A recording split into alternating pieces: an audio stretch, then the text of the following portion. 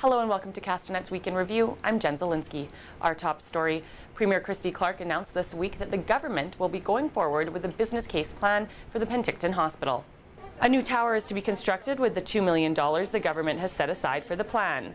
But many were skeptical of when the actual construction will take place.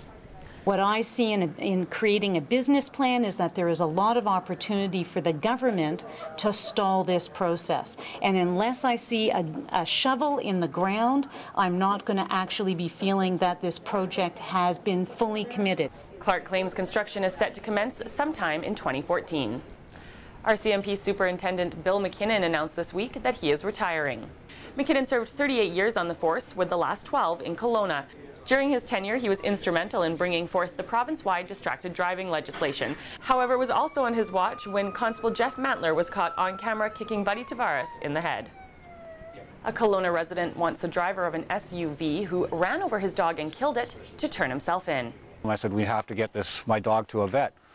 And he goes, I have a $70,000 SUV with leather interiors, and I'm not putting that dog in my vehicle. And then he said, well, I'll go get a vet for you. And then he backed up, almost hit us again, and then took off down the alley fairly quickly.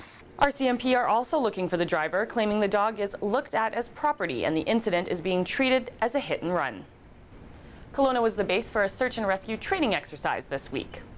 More than 60 members of 224 Transport and Rescue Squadron from the 19 Wing Comox participated in the event, which included a simulated plane crash at the Kelowna airport. It's important that members of 442 Squadron come to an area like Kelowna.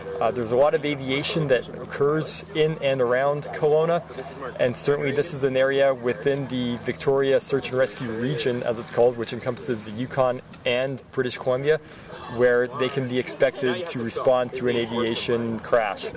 The Okanagan had some crazy weather this week: hailstorms, snow, and even pockets of sunshine. We'll leave you with a video of last Saturday's spring storm. Thanks for watching.